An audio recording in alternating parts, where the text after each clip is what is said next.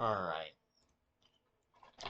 Alright, hello everyone. This is Hutchinson Candid World Fan Production here outly on YouTube, and welcome into another special training DVD video outly. If you remember outly, I did a video outly on the DVD, go ahead and pull it outly.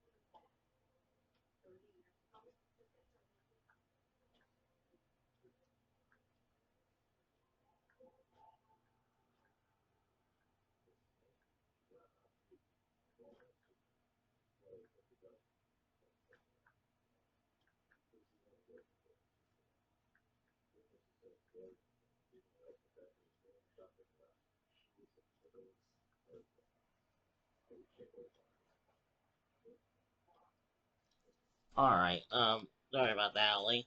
Anyway, hi everyone, this is Hutchinson, Kansas, World Fan Production here, Outly, and welcome into another, train DVD video. If you remember, I did a video on the Unit Pacific number, 844, uh, DVD, which is right here, Outlay. It was a 1 hour video, Outlay, and it was one of the longest videos that I ever done in, YouTube history, Outlay. But tonight, I have another train DVD video that I want you all to watch. This one right here. It's called the Flying Scottsman. Um, all aboard across the British area, the world most famous locomotive outlet. Um, I got this today outlet at a local store outlet here at Heston Outlet, and I can't wait. I found this outlet, so I said to myself outlet.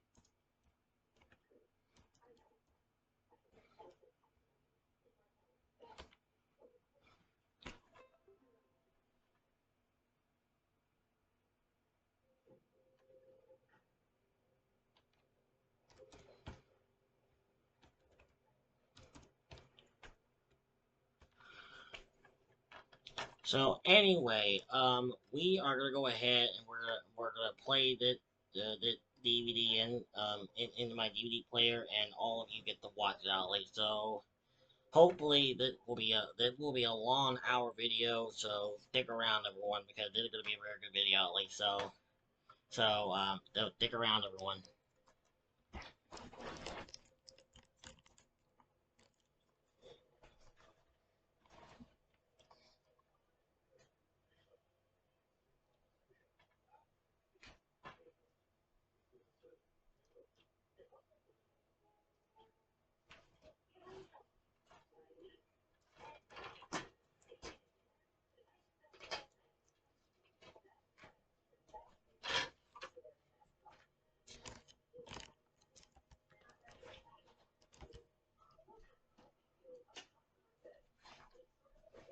All right, all enjoy the video.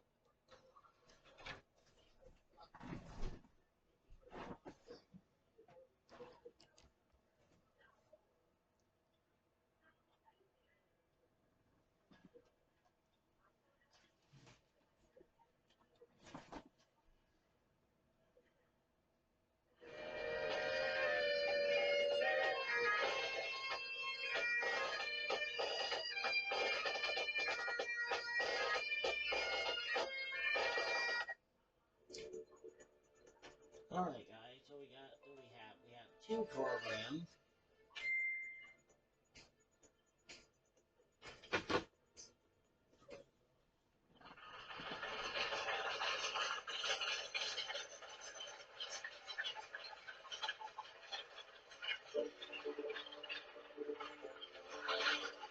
Flying Scotsman. It's a name known across the world, an icon, a legend. And now she's back home where she began, back home in Yorkshire. A grand old lady of 82, stretching her sprightly legs, taking the country air and basking in the limelight. It's become the most famous engine in the world. It's become that focal point of the British love affair with the railway engine.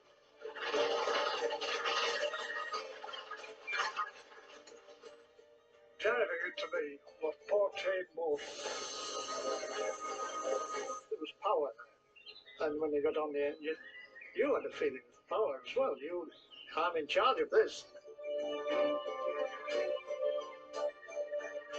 To me, it's like a pilot flying Concorde or Schumacher driving his Formula One.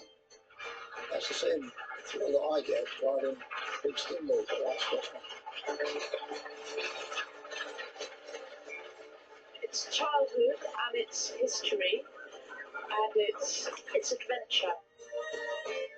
It is, dare I say it, famous for being famous. It's an icon, isn't it? Yeah. You know, if you want to feel history, you can really feel it with this machine. It's an extraordinary thing. You cannot take that thing for granted. Just Seem to turn this fire-breathing, water-guzzling dragon into a racehorse. it's about the aura. It's about the legend. It's about keeping it running.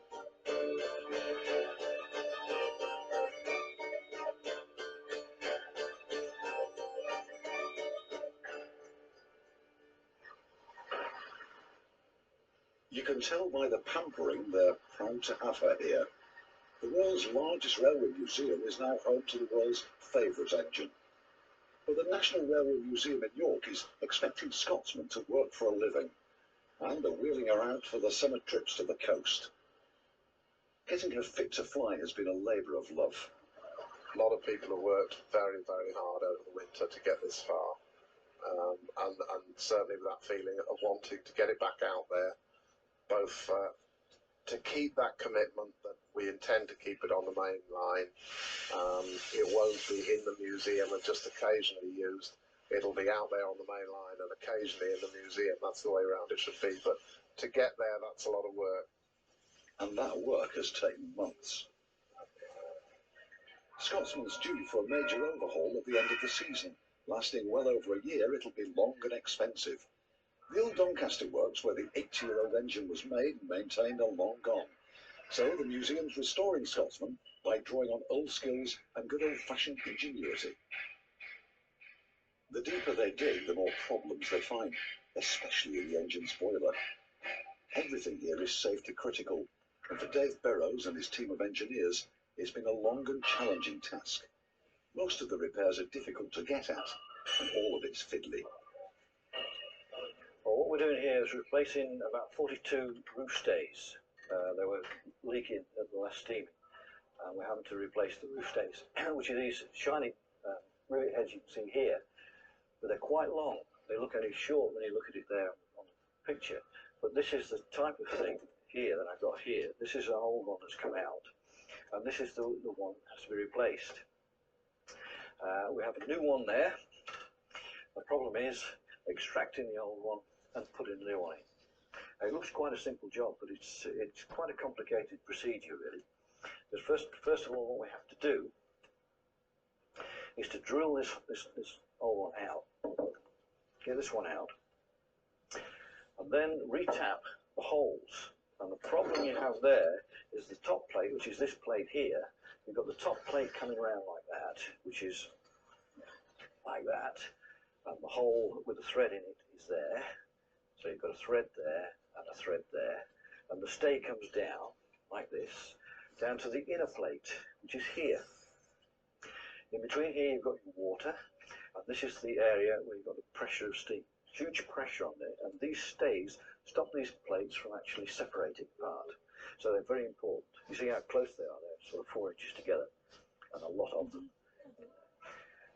This plate here is made out of copper, and the fire is this side of the copper plate. So this is where your flames are on the copper plate. The heat is transmitted through that copper plate into the water on the other side of it. This is also threaded in there, like that, and the nut is on the bottom here, which is this nut there. So that fits in like that. So we have to take this one out, which is difficult because you can't get inside it very well. You have to do it through little holes in the boiler. And we replace it with a new one. There again, that sounds quite easy. But the problem is that this thread in here has to be exactly the same relationship pitch to this thread down here. And the way we get over that is to use a special tap. First of all, we have a roof stay tap with a pilot bar in it. And what happens is you put the tap, this tap here will actually cut a thread into steel. This is a very sharp, hard tap, and that will actually cut threads into steel or copper. So what we do is we push the pilot bar through the hole first, and it locates in this bottom end, because you'll see this is a little bit smaller than the outside diameter of the thread.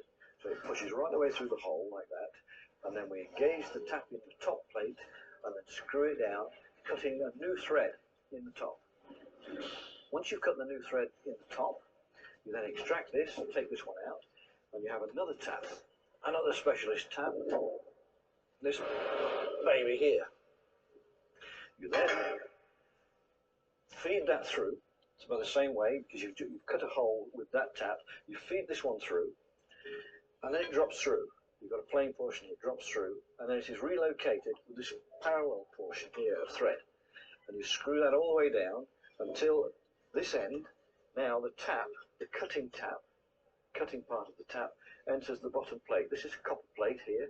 It enters that copper plate, and because that pitch there guides this pitch here in relationship to it, you can then cut this pitch here in perfect relation to the top hole. So you go right through like that, and then withdraw that. When you've done that, it means that this little boy here, this roof stay here, which has been cut so that the threads are in perfect pitch with each other, can then be screwed through, drops through, and so when it's in relationship to that one, we've also got the same relationship down here, and you can screw it through. And what you can see there is that this bit here, on there, is then cut off and riveted over, and the bottom bit has a new nut put on it. It's what they call corked underneath there, and a new nut put on it, and that's the new job. But when you've got all this lot to do, it's a big job.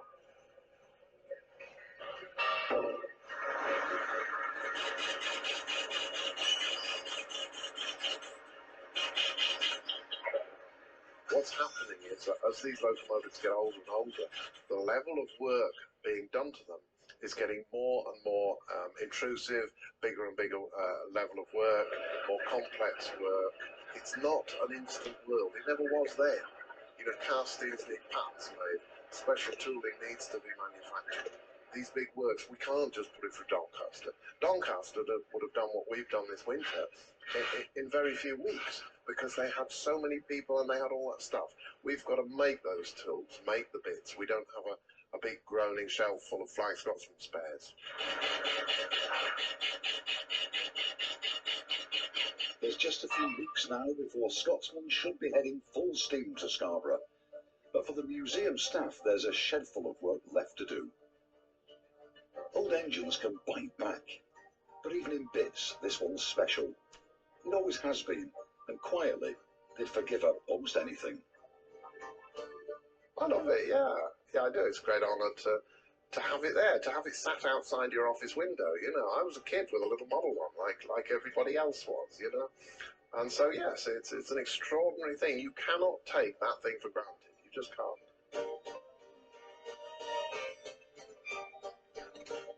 Just the name conjures up dreams of childhood.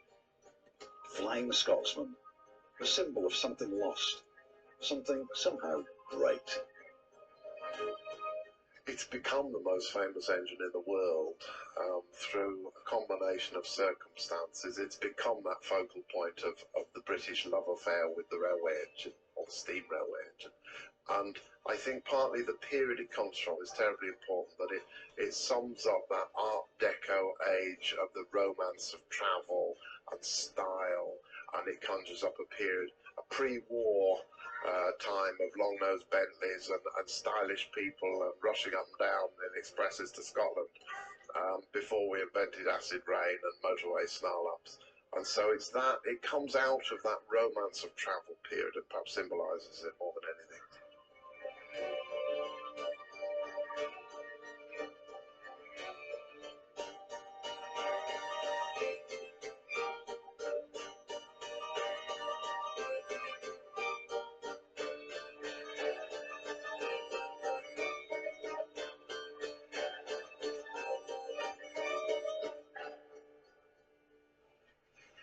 Back at the museum workshop, there's a fortnight to go before the summer season begins. To get the job done, they're having to call on the skills of a century ago. What's happened here is we've had the cylinder rebored, and now what Rod Litton's doing is placing a piano wire down the centre of the bore, and he's making sure that it's dead in the centre of the bore, and aligning the bore with the piano wire so that the slide bar here can be measured from the top of the wire to the top of the slide bar, there and there. And so you can get the slide bar at the right angle in relation to the cylinder, which is important, so that you don't get any wear on the piston and the slider's crosshead. Although it looks Heathrow, it's some very accurate and essential work going on. And a lot of it is using your ingenuity. I mean, that's what the Victorians always did, was use their ingenuity. We try to keep the old techniques. We try to demonstrate the old techniques. As you can see, we've got the balcony with the public looking down on us.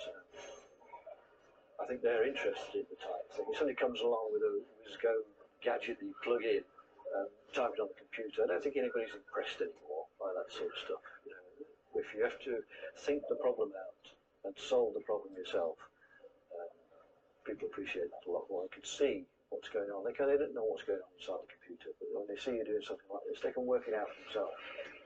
It's one hard, dirty job after another, but they never forget what it is they're working on.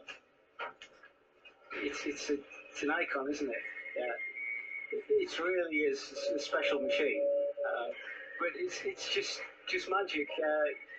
What it does, I mean, you feel like you're really in touch with the people who designed it. You know, if you want to feel history, you can really feel it with this machine. It's all there. There's 80 years of man's toil and effort to build these machines and make them run. And this machine is, it is unique, I guess, because for most of those 80 years, it's run. It's hardly spent more than a few months lying idle. It just runs and runs and runs. It's just magic. But the Scotsman's legs are a little bit weary. Until she's completely overhauled next year, there's always going to be worries about reliability. With buckets and spades and kiss-me-quick hats, our mums and dads used to crowd the platforms at York, ready for a day trip to the seaside. Soon the crowds will be back, queuing up to sit behind Scotsman, queuing up to ride the legend. If she's ready, that is.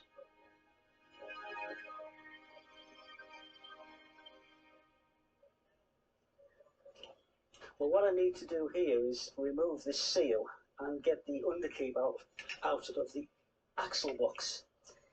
The underkeep is there to keep oil on the face of the journal being this part of the axle that sits on the bearing.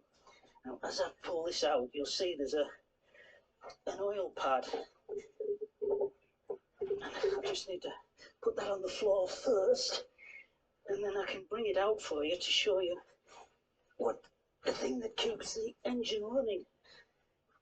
There we are, and that's the underkeep. And this is an oil pad.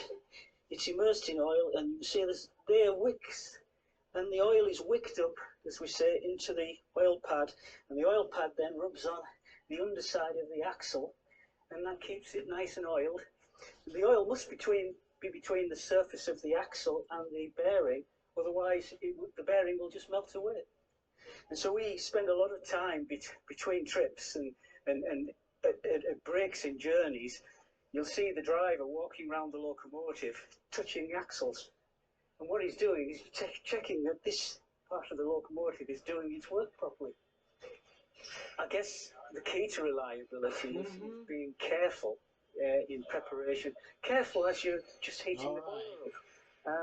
Particularly in preservation days now, I mean, spend overnight at least warming the boiler through and letting the engine gently come up to temperature.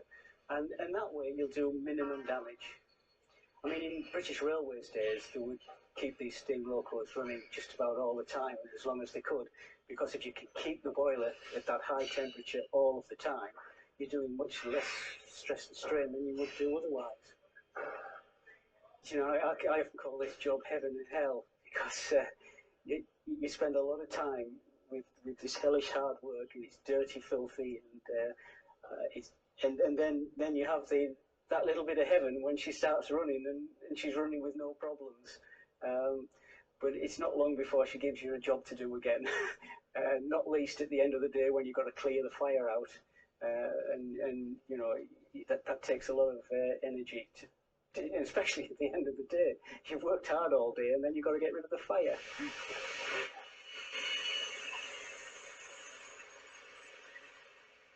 There's a week to go before Flying Scotsman is due to begin her trips to Scarborough. But before all that, the old girl's got to pass her medical. Today is all about inspections and certification. Railways and steam locomotives in particular, when they run on the main lines and public railways, are as closely monitored and audited and certified as an airline. And I always use the analogy, it's like an aircraft. And if you can imagine what it would be like having a 1920s aeroplane and wanting to fly it out of Heathrow full of people on their holidays, suddenly people go, yeah, I can imagine that would take a bit of paperwork, wouldn't it? So it's not just about the engineering, it's about certification and insurance and testing. We've got the examiners from the railway operating company here, we've got the insurance engineers, we've got the vehicle acceptance body engineers, we've got our engineers, and we've got you. You'll be walking around with a clipboard and a tick sheet, and it just checks quite literally everything. I mean, there's a lot of talk about safety critical, but just about everything on it is safety critical. Every split pin, every nut and bolt has to be appropriately tightened up and made safe. The inspectors are all over the machine, and they're leaving nothing to chance. One of the jobs we did over the winter was to repair a crack in the cylinder, and we hadn't anticipated that the inspector needs to see that. You could quite have easily taken it for granted that everything here is fine, and as it happens it is, but he really wants to look at it. I'm sure if I was the inspector, I would want to see it.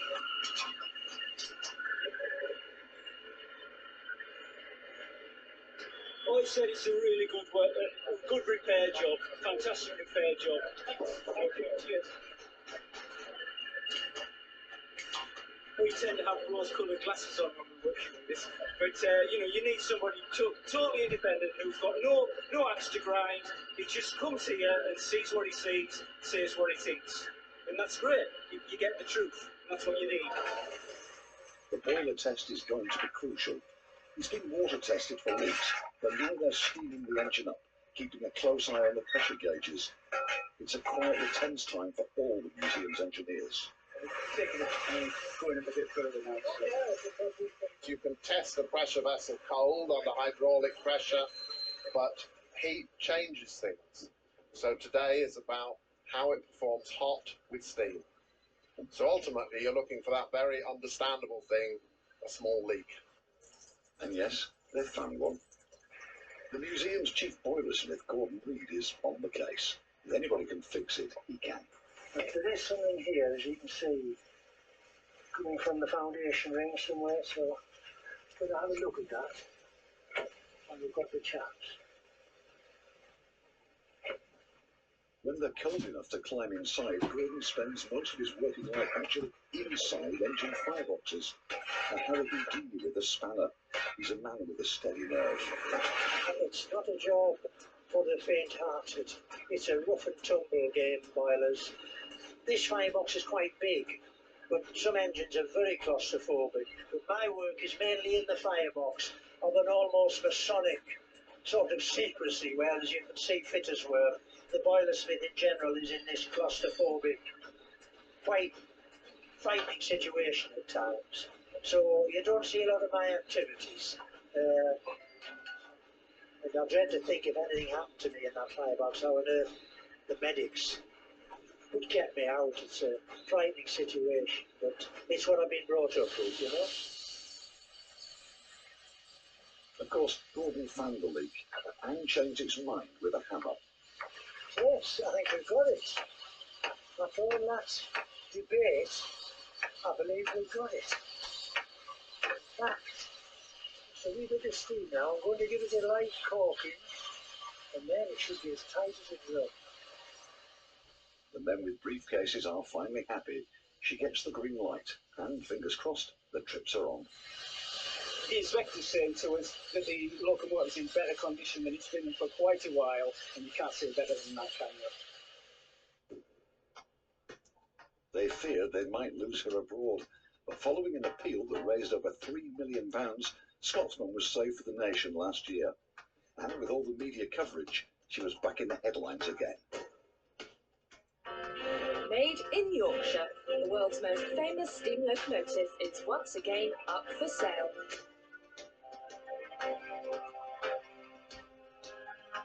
The Flying Scotsman is viewed by the British public as an icon, a national treasure, and an extraordinary feat of British engineering. And it is almost unthinkable that it could be sold abroad, or worse still, finish up on the forecourt of some pub car park. It's now hoped its enduring appeal will encourage donations to help the museum keep the Flying Scotsman on home soil. It's childhood and it's history and it's adventure. It's adventure. It's adventure. It was announced this morning that the Flying Scotsman will be heading full steam for York, the city's National Railway Museum. A traditional toast for an historic moment, a deal finally struck to keep the Flying Scotsman in this country, and a new home in York, just up the line from Doncaster, where she was built just over 80 years ago.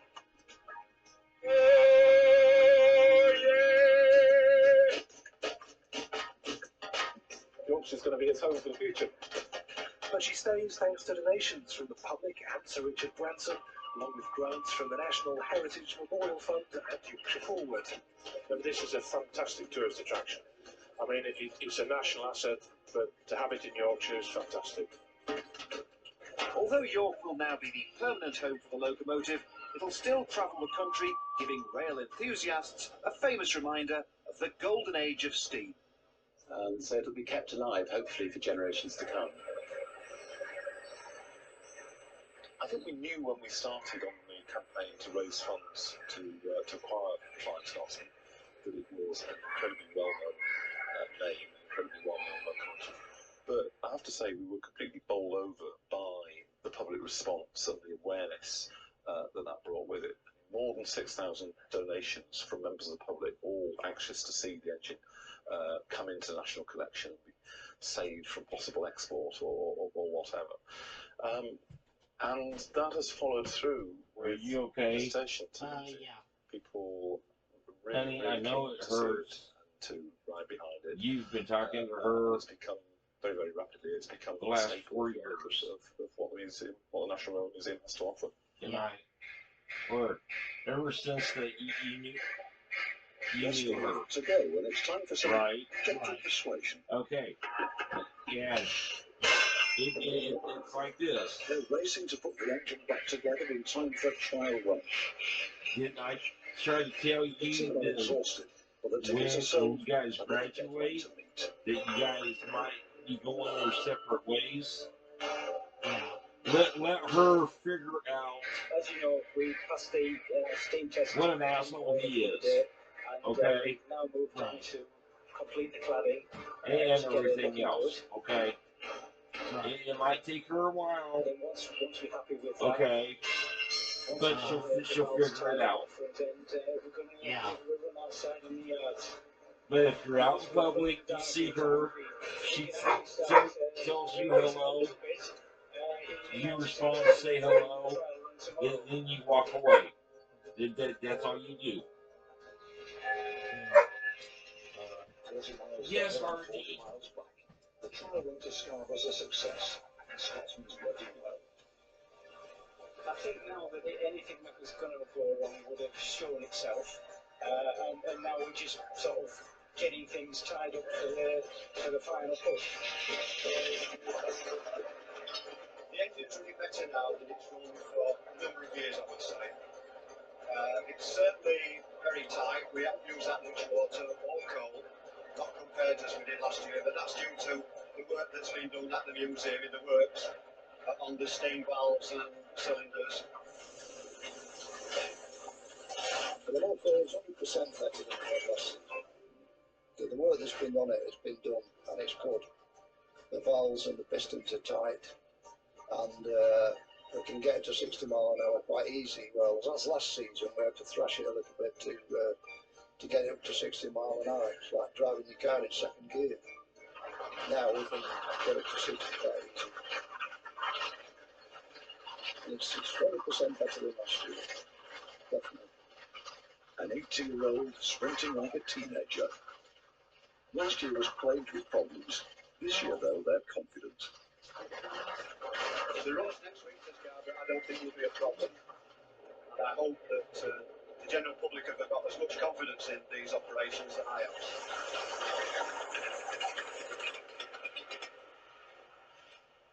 80-year-old bits of historic kit are, by their very nature, less reliable. Partly because they're old, but also because they were built in an age when the technology wasn't there to build reliability in quite the same way.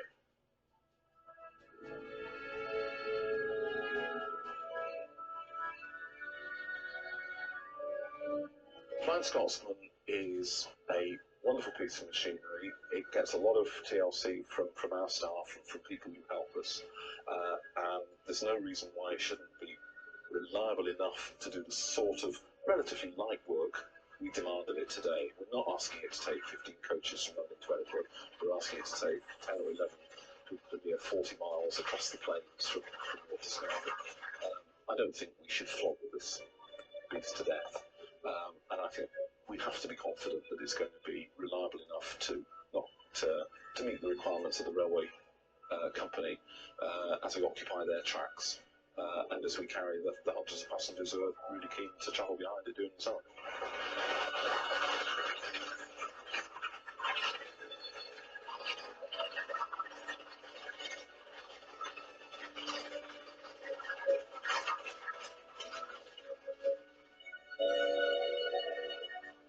Finally, they're all set. Scotsman's ready to go. But running a Legend's not easy, and sometimes steam engines remind you who's boss. With unseen journeys to come, will the old girl make it?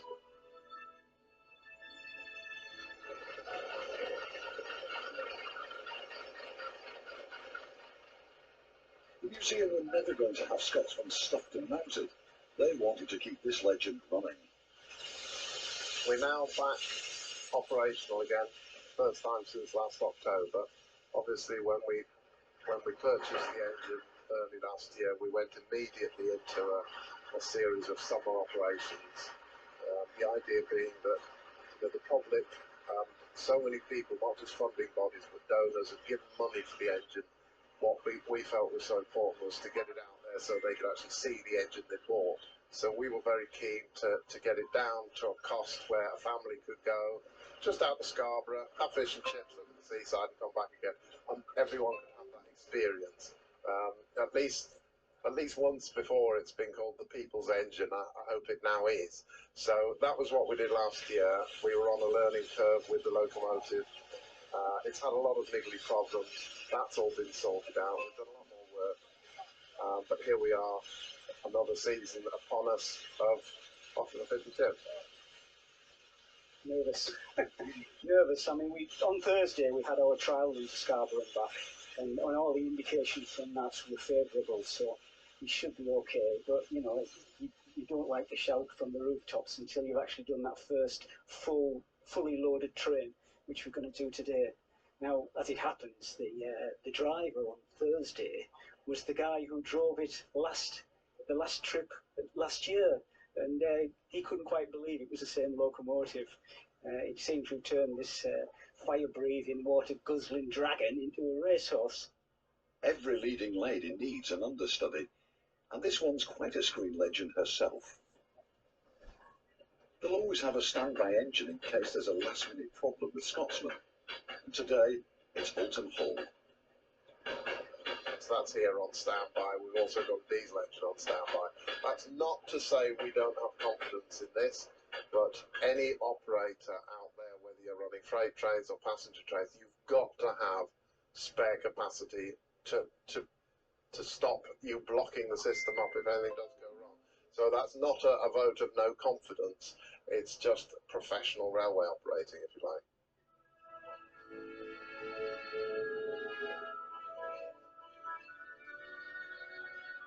Scotsman makes a stately entrance, like she always has.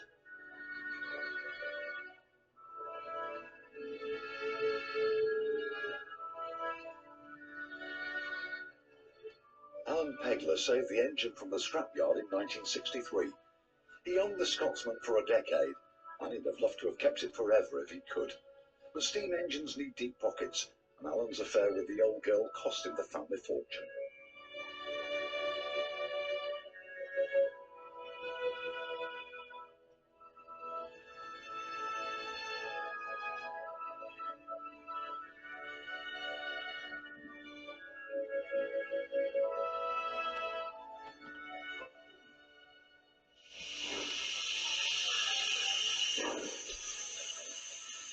The engine now is 82 years old, to date on the time it entered service, in terms of how old it is. And it entered service on the 23rd of February 1923. That'll make it in August 82 and a half.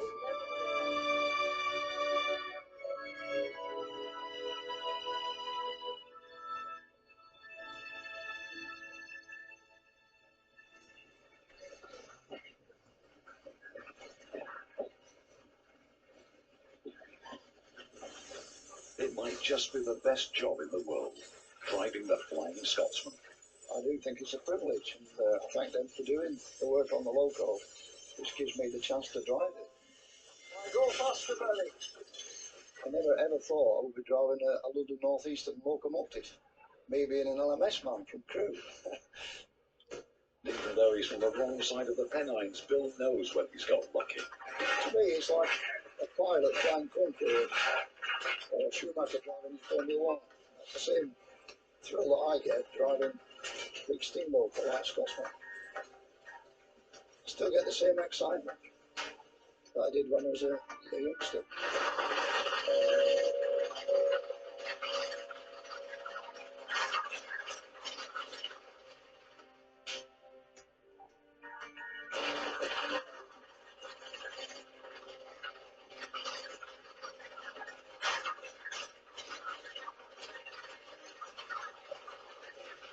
Now just listen to that. Just listen. Wonderful. Wonderful. Now what we like to hear is 6 minutes identically equal.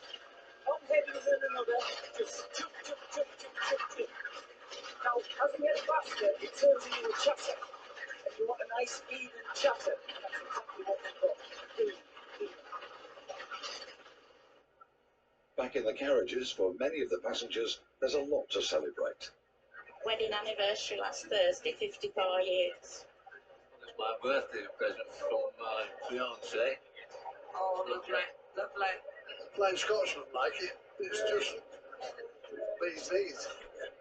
Very nice.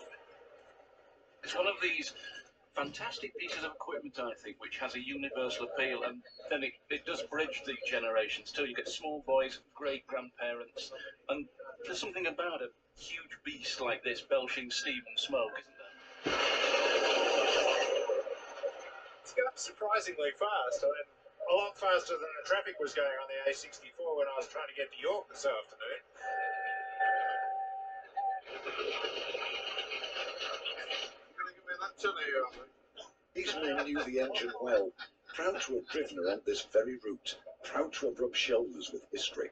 Oh, it's always been a nice road, this, hasn't it? Yes.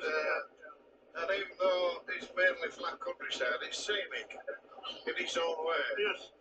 After London to Edinburgh, a trip to Scarborough wouldn't make them break sweat. No, that stood on your head. Do we stood on your head? That was nothing. 42 mile. Oh, no. There's nothing in that. These gentlemen of the footplate knew a different era, when railways meant elegance as well as service, civility as well as speed. Nowadays, memories spark whenever they meet. It had 12 coaches on the Flying Scotsman, all varnished teak. Yeah. Bow-ended. Yeah. Buckeyes. And the varnished teak, George, rolling stock, were given 32 coats of varnish at the candy shops in York. 32 bill. I wish they'd come and do that ours. Yeah.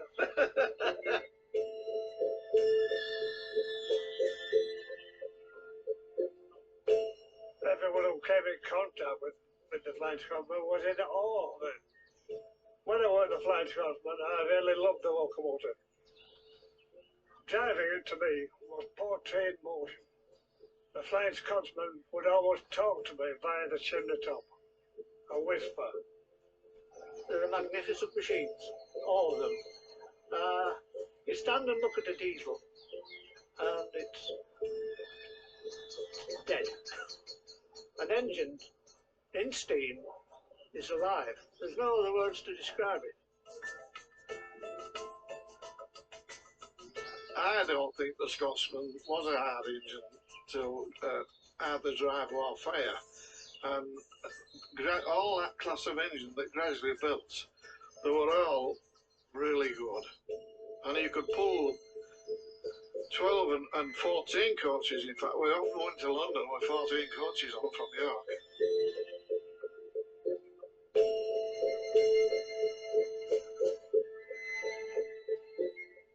You always referred to them as she. Possibly because you could blame them if something went wrong. But no, there was a feeling about them when you walked up to an engine and stood on, not on the platform, on the ground, and looked up at it. It was a feeling that there was power there. And when you got on the engine, you had a feeling of power as well. I'm in charge of this. Driving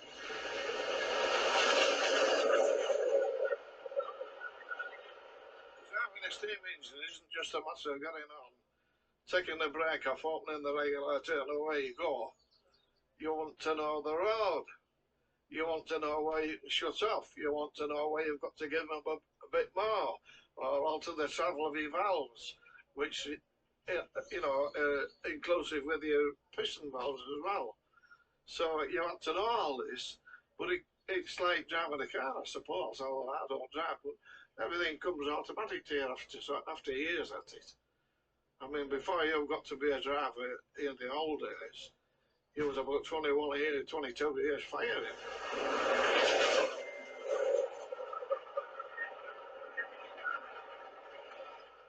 You had the momentum, the power, and you felt really good because you were high up with a 6'8" driver wheel underneath you. You were high up, you felt rather blasé, and you felt good, you looked good. And you were proud of yourself. I was quite proud driving it. I'm 82 and I could do it tomorrow. I'd love to do it tomorrow. But they won't let me. Right, I loved it. She is history. She is life.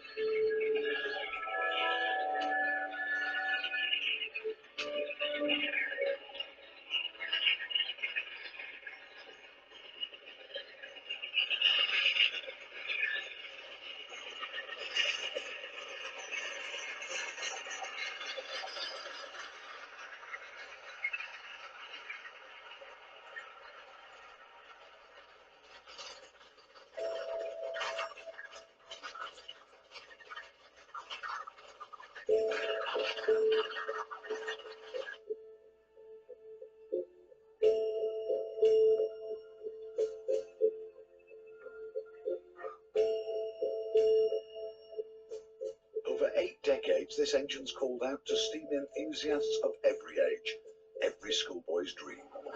Okay, James, can you tell me who this guy is? Sir Roger Griffin. And why is he famous? He was the chief engineer of the Yellow Yard. And which engines did he design? Flying Scotsman, Sir Nigel Wesley, the engine, and Green Arrow. Going on a steam train. It's just, I love the subject history as well, and steam engines are part of history. So, yeah, that's why. A transport of delights, a return ticket to a country that's slowly growing beyond memory. Scotsman's become a legend, and most people couldn't say exactly why. A name, a reputation, famous for being famous. Well, I think like James, I think Scotsman has got a real aura about it, and people, everybody is interested in it. But there are other engines that have probably done better things than Scotsman, but Scotsman has always been in the public eye because supposedly it was the first engine to have done over 100 miles an hour officially. Yes, over 100. Yeah. No, it was the figure of 100. 100 miles an hour. Okay. In 1963, one man saved Scotsman from the breakage yard. He would swallow his fortune and leave him by the side of the truck, bankrupt. 40 odd years ago, it was going to be scrapped, and the only way I could prevent the thing being scrapped was to buy it, which I did, and that of course made me in theory the owner. But I always say to anybody, you can't really be the owner of a national icon, or I don't think you can. So I looked after what I regarded as a national icon for a number of years, till I ran out of cash, because it's a very expensive lady to look after.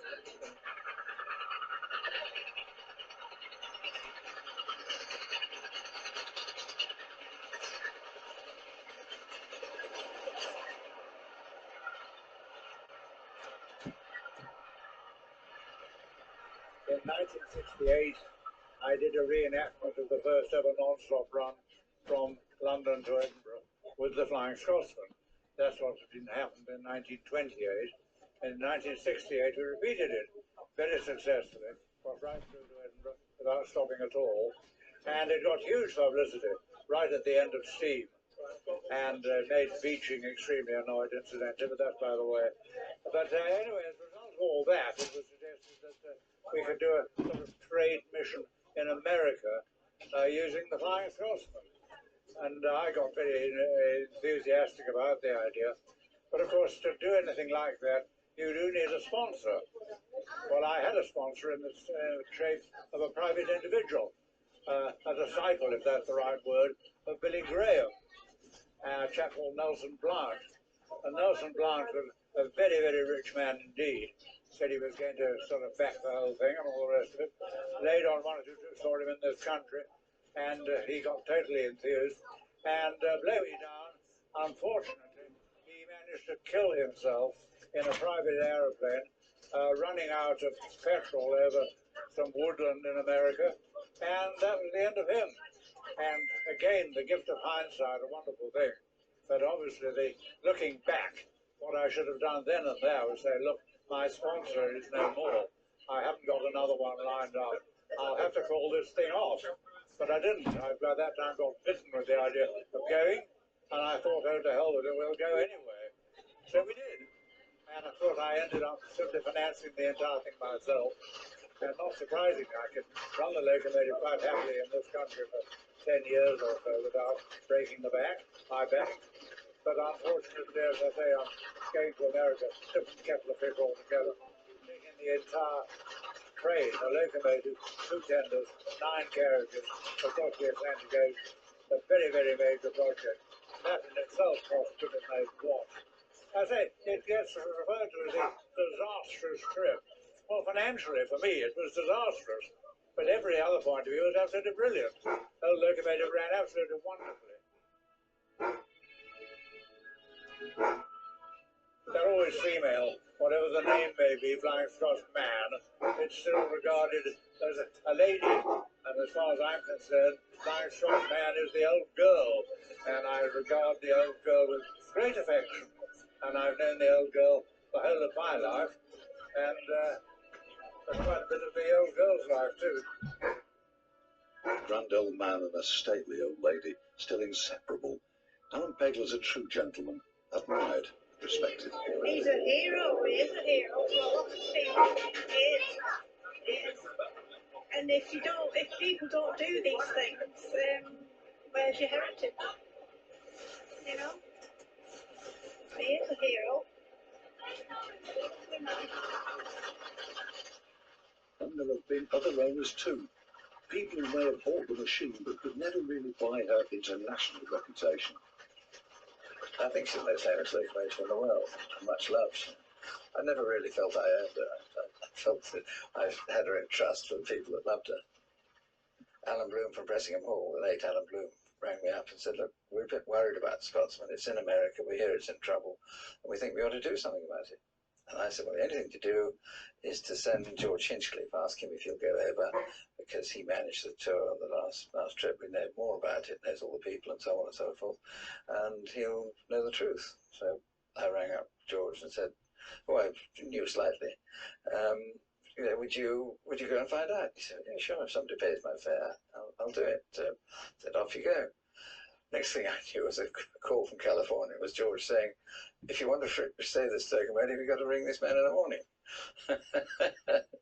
And I thought, well, do I really want another locomotive? You know, especially not 90 tons of locomotive somewhere in San Francisco. So I said to him, well, if I was to buy it, could you get it back? He said, yes. So that was one line of defence demolished. And so I said, well, if I got it back, would you run it for me? And he said, well, I will think about it very seriously. So I said, okay, little thinking that he would actually be able to do it. Anyway, he sat next to a fellow on an aeroplane who was in the shipping business. I found a ship and brought it back.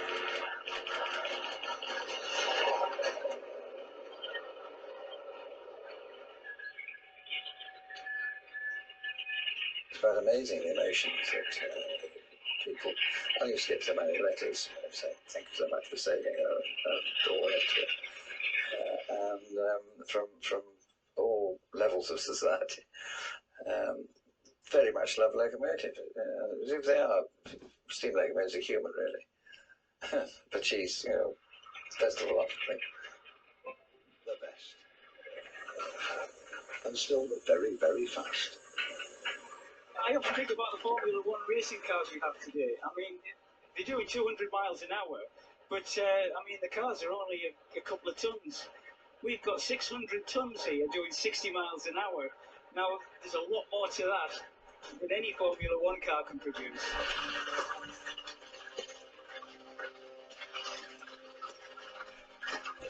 As an old engine on a modern railway can bring headaches. If right on the main line and we have water problems, i.e. we've used the water in the tank or it's getting low, when we had the old type railways, there was always a signal box within 15-20 miles, so we could stop and ask for assistance there.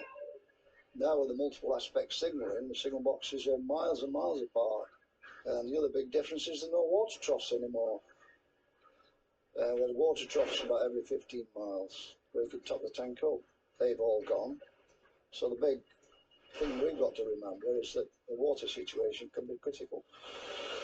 So what I do with the water situation, I work on 50 gallons a mile.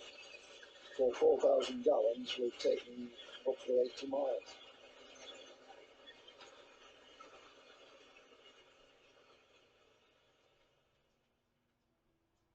And then, in less than an hour, she's there. The Scarborough Spa Express, cruising in.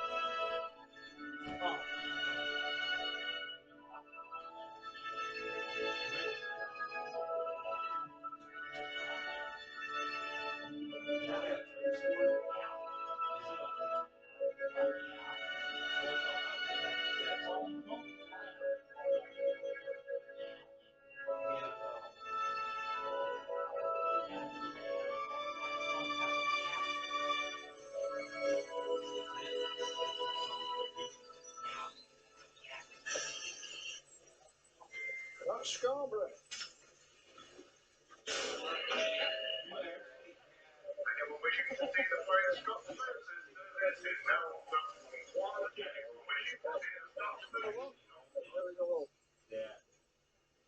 Twice a day, he gets 15 minutes of fame.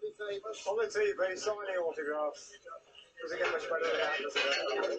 Oh, hello. How are you? Hello, sir. Nice to meet you.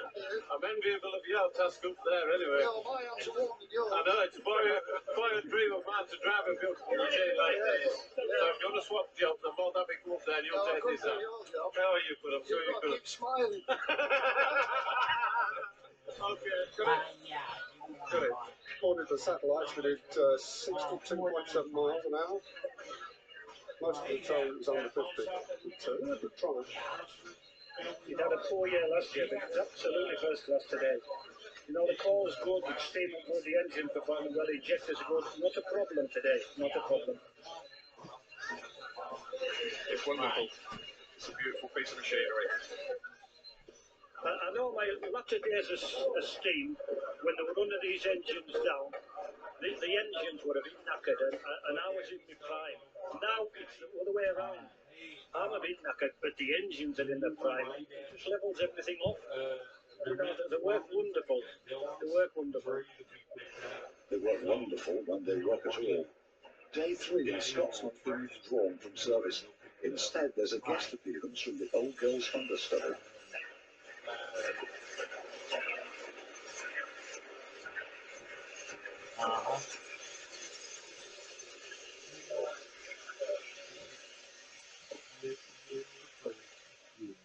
Back in the museum workshop, there's a feeling of real disappointment.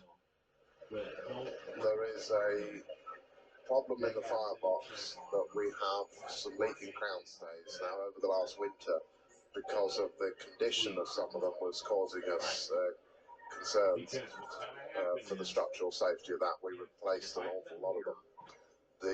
There is a patch of crown stays, they are the bits that hold the top of the firebox onto the inner firebox to keep the pressure in. There is a patch which has started leaking last night, which is odd because they're in good condition. So at the moment we can only have a theory until the boiler is still in steam as we stand here. It's still in light steam, it's still hot, we can't open the boiler and look.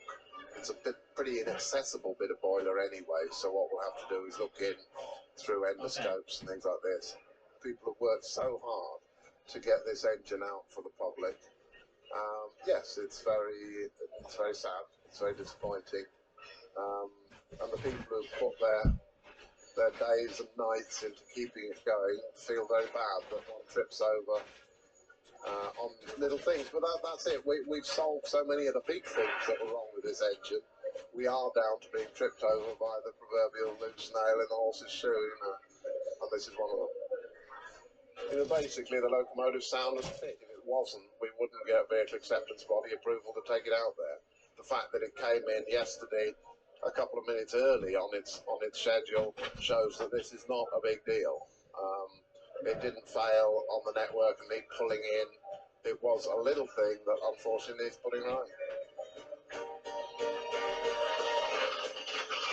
Within hours, though, Scotsman's fixed.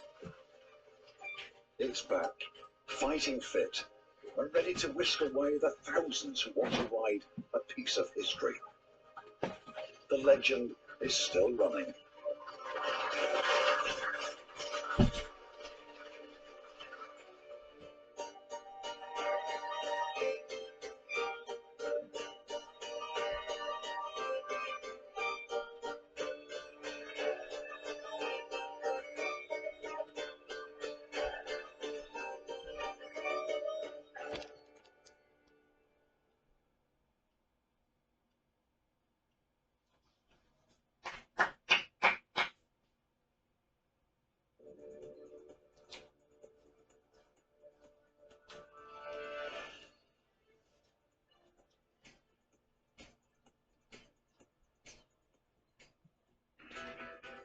Flying Scotsman, film star, thoroughbred, and the people's favourite. The world's... Alright guys, I just want to interrupt the video here real quick, Outly. There is a part 2 Outly of this Outly. It's the episode where Lion Gottman come home Outly. So there's gonna be a very long video Outly, so alright, back to the video. This locomotive is a vital part of our rich railway tradition. Now it's beginning a new phase in its 81-year history. 2 months ago, it appeared this priceless national asset might be sold abroad. But after a nail-biting auction, Scotsman was saved for the nation. Now, Flying Scotsman is finally coming home.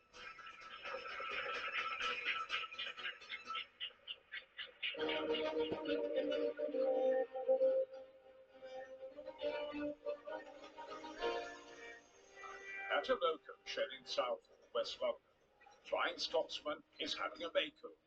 Soon, it will be going home to Yorkshire as a star attraction in York's Festival to celebrate 200 years of the railways. But the journey north is more than a 200-mile pull for the old engine. Will it get there?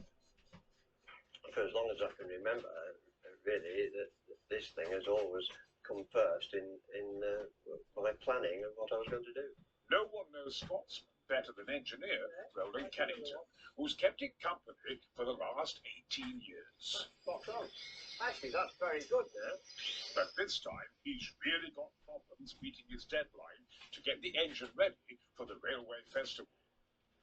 Well, we've had quite a few problems during this period of maintenance, and they mainly centred around the middle driving wheels, but also with the boiler. We've got a very tight deadline to meet, and in fact, the amount of work we've got to do in total is such that there really isn't a minute to spare. So we're up against it, as I say. Roland has had to detach a pair of huge driving wheels and repair the axle boxes, but the job's taking longer than expected, and Scotsman's a week behind schedule. Roland gets a surprise visit from Alan Pegler, who single-handedly saved the Flying Scotsman from the scrap heap in 1963. Oh. The biggest problem has been this axle box on this side here, which ran hot on the test run on March the 2nd. 41 years ago, I saved the locomotive from getting scrapped. And so I'm absolutely thrilled that it's finally got a permanent home. I think the nation are very delighted with it as well. I would have been heartbroken if it had gone abroad. I think it would have been a terrible thing for it to happen. And I'm very, very delighted that that has not happened. If the Scotsman makes it to York, it will join historic engines brought in by road and rail from the length and breadth of Britain. They're assembling for a festival at the National Railway Museum. The Flying Scotsman is an engine built to the height of engineering excellence, a combination of a rich railway tradition. But the story of the Scotsman and all locomotives began 200 years ago.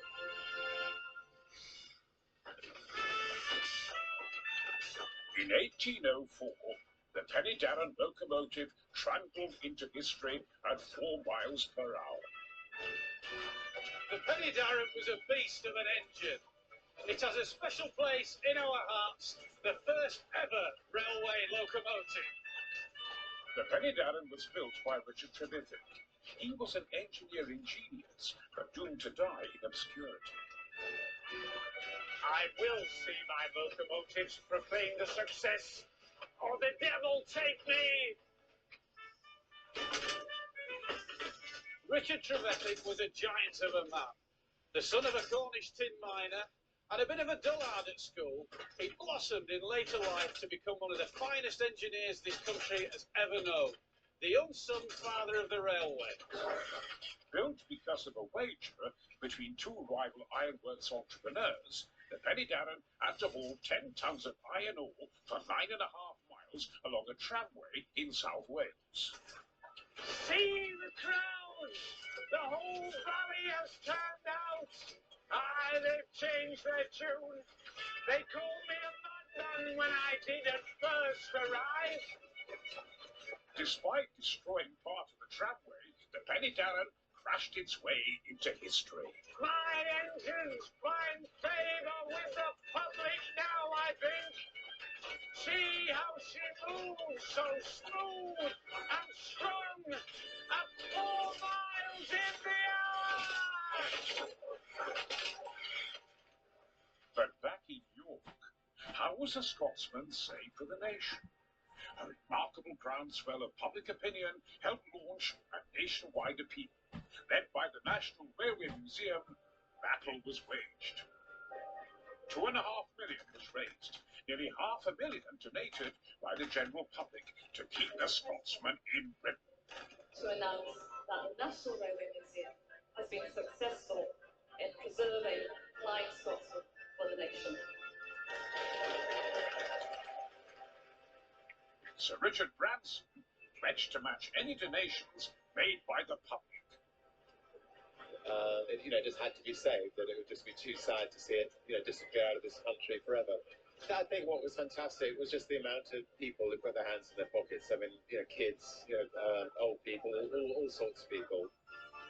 The successful campaign to prevent Scotsmen falling into foreign ownership was skillfully handled, with some brinkmanship. The valuation of the Flying Scotsman was between 1.5 million and 2.5. The style of campaign we led was a very aggressive campaign, and that was partly to show to the public who were donating £5, £50 that we were going to support their donations with an aggressive campaign and, in effect, blow the opposition out of the water. The sort of the big checkbooks of the American museums, I'm afraid, have taken too many, wonderful things away from Britain. So anyway, decided to, intervene and try to make sure it stayed here. In the final weeks of the campaign, we already had a very healthy war chest built up for the Flying Scotsman, and Sir Richard Branson coming on board allowed us to push the bid over the £2 million mark, and that's what made us confident of success. Well, I was very delighted because, in fact, the head of the museum was kind enough to phone me at home on the Sunday night and tell me.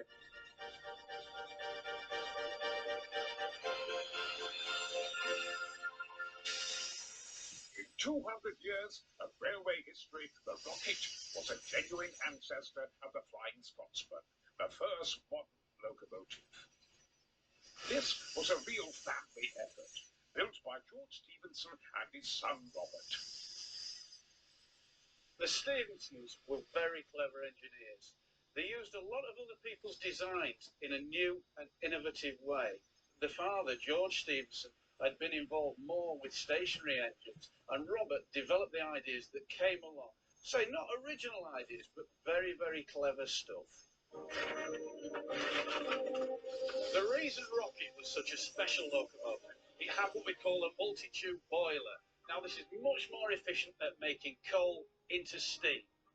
This cylinder drives straight down onto the driving wheel, no complicated mechanisms. And up at the front of the engine we have what we call a blast pipe, which uses the exhaust steam, fires it up the chimney, and that draws cold air through the fire grate and makes more steam more efficiently. The Rocket had already created a sensation at the Rainhill trials in 1829, outperforming all its competitors. The prize was £500 and a contract to build locomotives for the world's first passenger railway, the Liverpool-Manchester Railway. The opening day of the railway didn't disappoint. Rocket completed the journey in record time, consigning the horse and trap to history. Among the passengers was the first celebrity railway anorak, actress Fanny Campbell, whose letters revealed she had taken more than a shine to George Stephenson. Mr. George Stephenson was the name upon every person's lips. 700 invited guests, 8 special trains on the inaugural opening day of the Liverpool and Manchester Railway. The then Prime Minister, the Duke of Wellington, was on hand to do the honours. A massive crowd, brass bands, all come along to see people riding at the unprecedented speed of 30 miles per hour. You cannot conceive the sensation of cutting through the air. The motion is smooth. The wind weights my eyelids down, and with one's eyes closed, the sensation is like flying.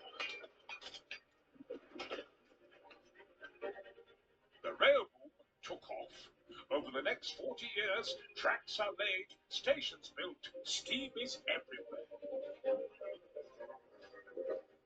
Even underground. 200 years ago, workers began moving to be near factories and mines. The Clegmed slate mines in North Wales were served by a narrow-gauge railway which carried the slate. The Festiniog Railway was said to have roofed Britain.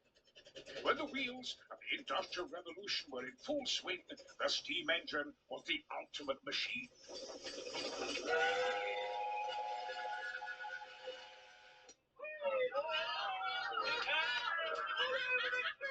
Alan Pegler is returning to the Festiniog he loves for a special birthday.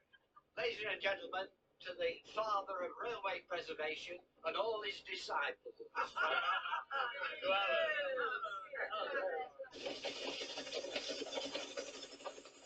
First travelled on it, I suppose, 1954. Right. But I didn't travel on it myself until after it got control.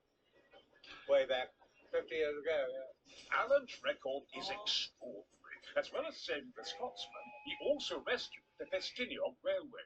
And today is the 50th anniversary, which he's celebrating with a group of friends. He's always regarded as the father of railway preservation.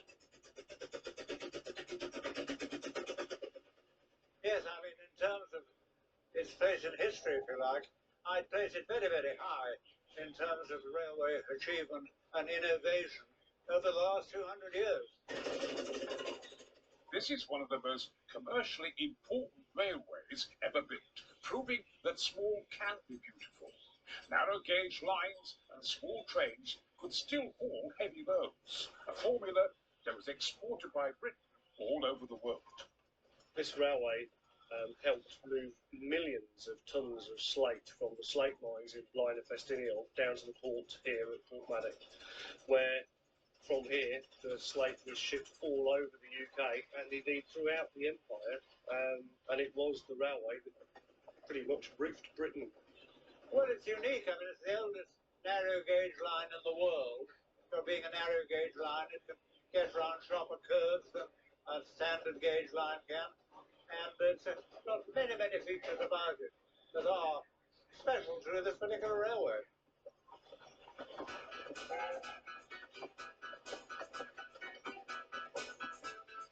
Back in London, the Scotsman's facelift is gathering pace, but Roland's got his work cut out to complete the repairs in time.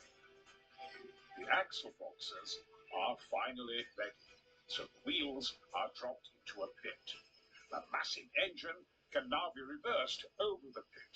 When the Scotsman's positioned dead centre above the axle, the wheels can finally be raised into position.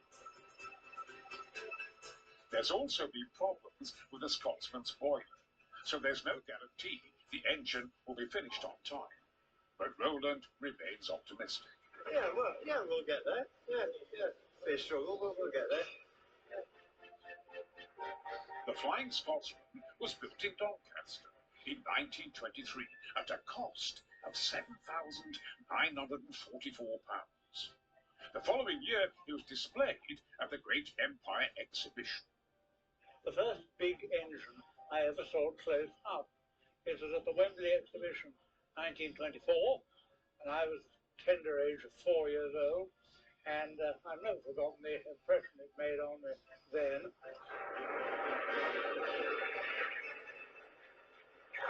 The experience of being up here is quite indescribable, really, for someone who's never experienced it. It's noisy, it bounces about, it's quite violent in some respects, and if it hits a bad piece of track, it can throw you from one side of the cab to the other. But it's fantastic. Oh no, personality is absolutely right. They do have personalities, these engines, and they can be a little bit temperamental, and they have to be looked after nicely and treated well. Over the next 40 years, it travelled over 2 million miles, much of it from London to Edinburgh via York. Basically, it has been a Yorkshire engine. It was built there, it's been through Yorkshire and to York many, many times. I'm delighted that it's going to Yorkshire and that it's going to the city of York. But how was York transformed from an historic market town into a centre of the railway industry, mainly through the influence of one man, George Hudson, the Railway King.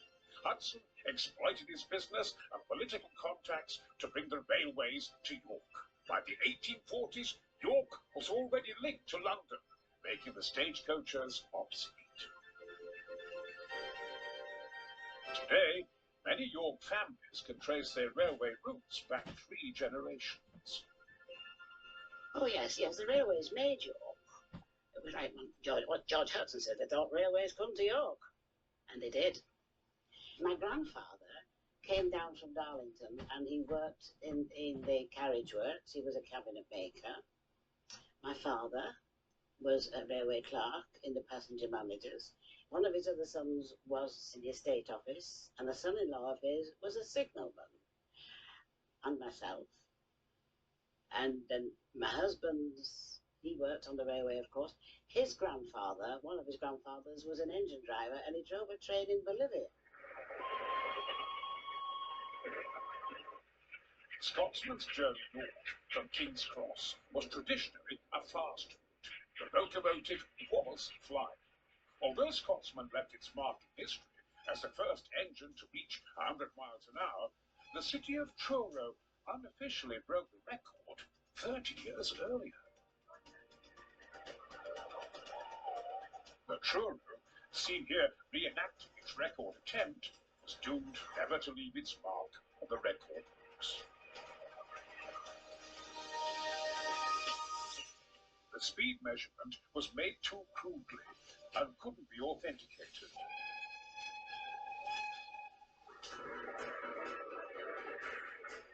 So the 100-mile-per-hour barrier remained until 1934, when the Scotsman touched 100 and set itself on track to be the world's most famous locomotive.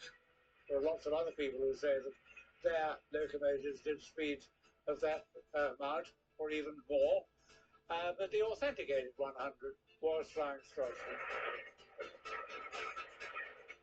Right, well, the controls are fairly basic. Boiler pressure gauge here, which is the fireman's responsibility. These 2 handles are for injectors. These are the things that you put water into the boiler with. Over this side, we've got a steam chest pressure gauge, which tells you how much steam is going into the cylinders. Next to it is the speedometer in miles per hour.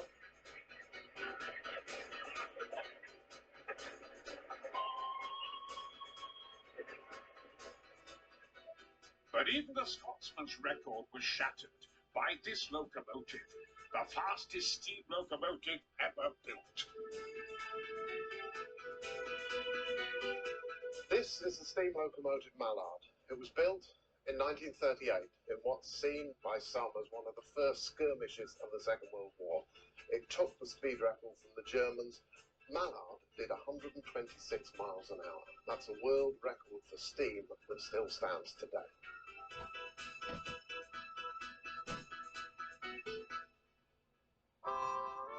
In wartime York, the railways changed people's lives in fundamental ways. I worked on the station. I worked in the telegraph office and on the switchboard, of course. And one night, this gentleman rang me up. He was a soldier in this. It was during the war, obviously. We got talking, and ultimately we met. And 3 years later, we married. This was Betty Chalmers' route to work at York Station in 1942.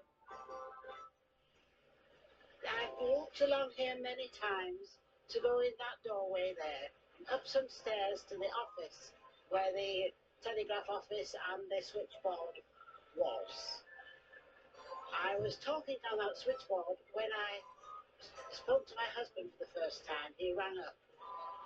And this is how we did for about 3 months before we met.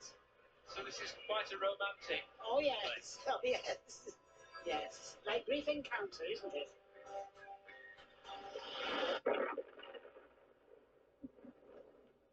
During the war, my father was an engine driver, and he used to take the pilots and the military, to the destinations. And we didn't get any warning at all, you know.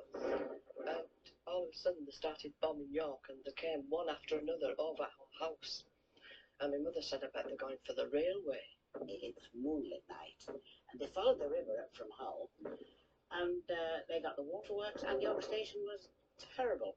All of a sudden, the door burst open, and my father had crawled all the way down Skeldergate, and he was black. From head to foot, he was black with soot. And he came in, and he said, all York's on fire. The next morning, my friend and I went to the station to see the damage, and it was absolutely glass all over the place, and there wasn't a thing to be seen. It was all shattered down to the ground. It was 3 days before my 21st birthday. The girls in the office had collected for a present for me, and the money went down with the bombs.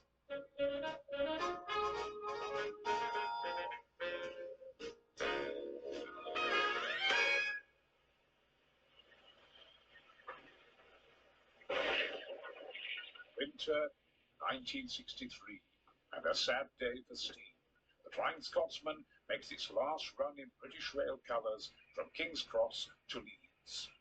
Alan Pegler pays £3,000 for the legendary locomotive and saves it from the scrap heap. Not a question of owning it, a question of saving it, as I thought then, for the nation, to making quite sure that this national icon did not get scrapped. That was the sort of handover of the locomotive into my care, really. The crowd seeing the train off with the Flying Scotsman at the head was absolutely remarkable. I mean, it was midweek, but the station was absolutely packed. You could barely get onto the platforms. It was really a wonderful send-off. And I was lucky enough to be in the cab, rode in the cab all the way to Doncaster, and it was a very, very exciting occasion.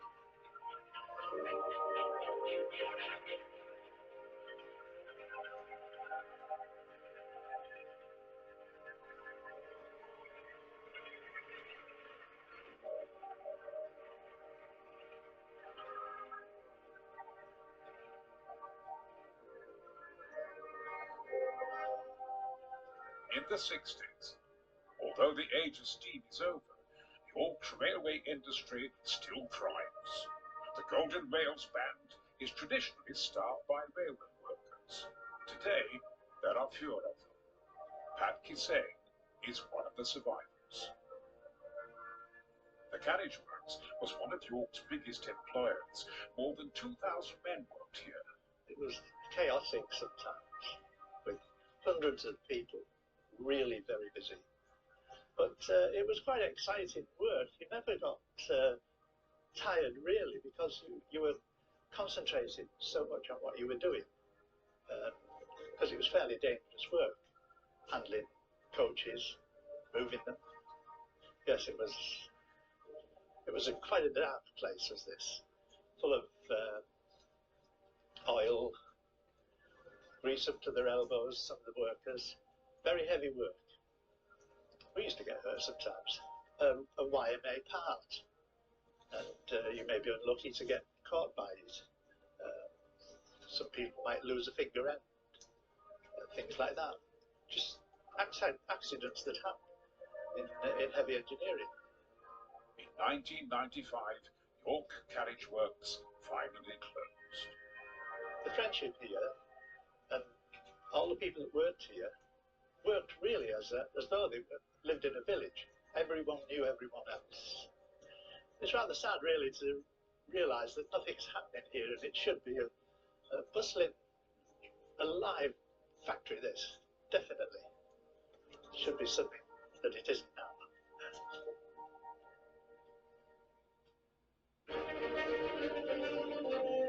In 1969, Flying Scotsman becomes a world traveller. Alan Pegler takes his pride and joy on tour in the USA. Yes, well, loading at Liverpool to go across the Atlantic Ocean, I think I'm right in saying that the crane in question that they used had a name. I believe it was called the Mammoth, and the Mammoth lifted the locomotive from the rails of the Mersey Docks and Harbour Ward onto the deck of the ship. Nothing did break, fortunately, but there was certainly that worry. I've never forgotten the sight of the locomotive being swung out over the water to get onto the deck of the ship.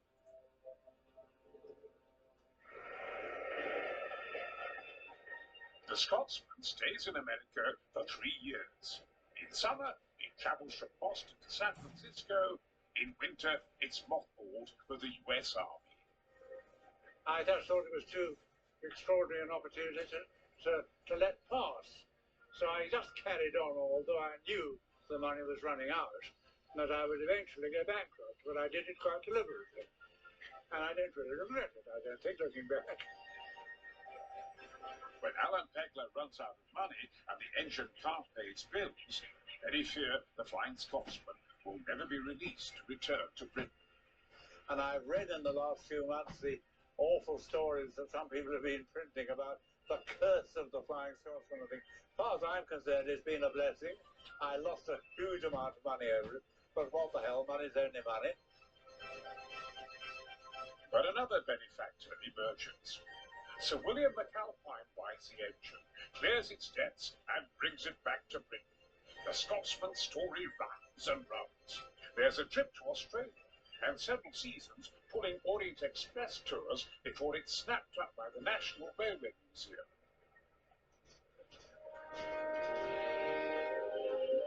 Now, finally, the Scotsman is coming home to Yorkshire for good.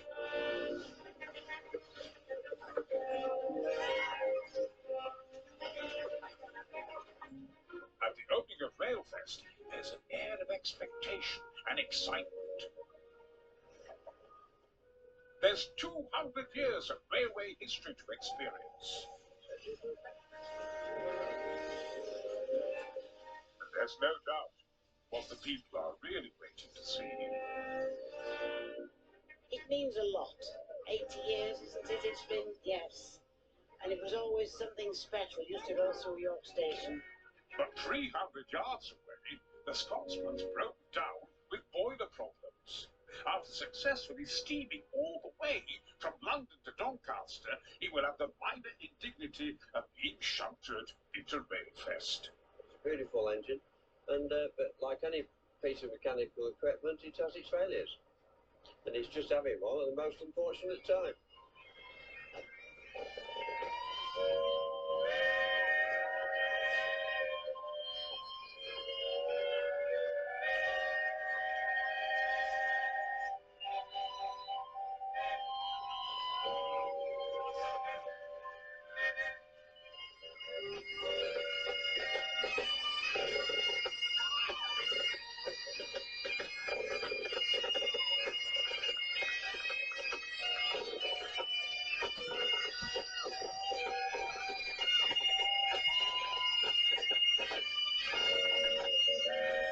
Oh, wonderful day, yes, wonderful.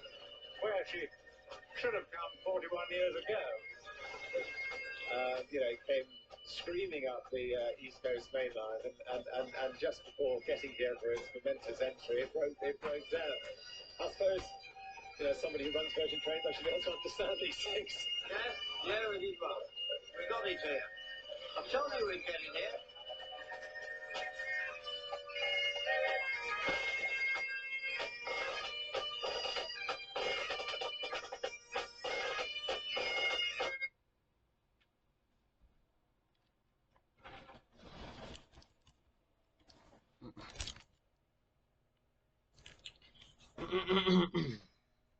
Alright, you've been here for a minute.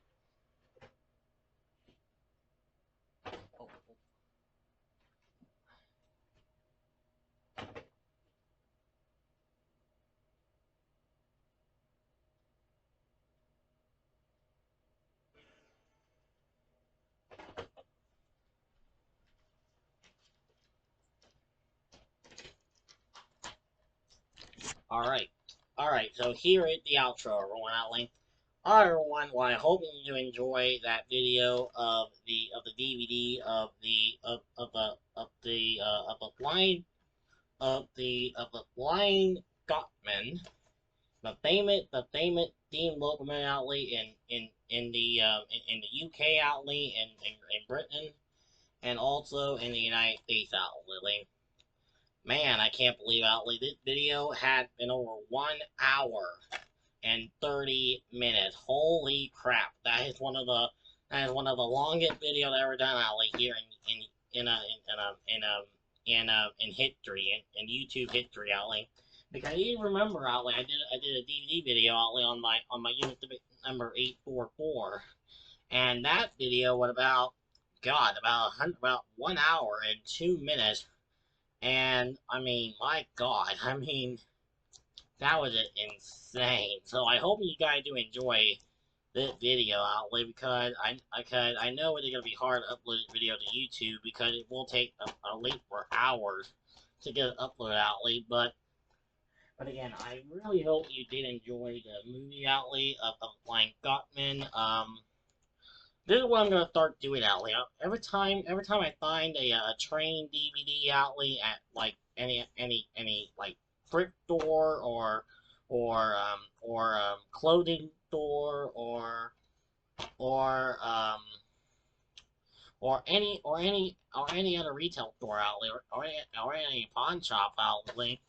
If I find a train DVD outlet, I'll pick it up outlet and I'll bring it home outlet, and I'll definitely make a video outlet out of it. So that's why I'm gonna start doing the train DVD video outlet, so for you guys to enjoy outlet. So you guys get to enjoy it like I do outlet. So yeah.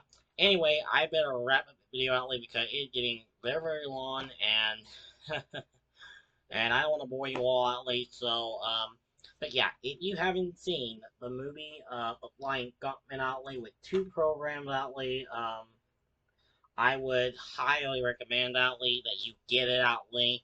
It's hard to find right now outlay. I don't know where you can get it outlay. Maybe they have it at local rail fan stores or local museums or whatever outlay. I don't know outlay, but yeah, you want to find out where you can find the movie Flying Scotsman outlet, the DVD outlet. Just search it up outlet on the internet outlet and find out where you can buy the movie the Flying Scotsman outlet. So do that outlet for a change outlet. Alright everyone, it is now 9:43 at night, so I am gonna go ahead and end this video to you all outlet. Thank you all very much for watching the Flying Scotsman video. The Flying Scotsman video outlet. Make sure you leave a like, make sure you please subscribe, and leave a comment, like, and share, and also a comment below outlet. This is Hutchinson, Kansas, Real Fan Production, right here on good old YouTube, signing off.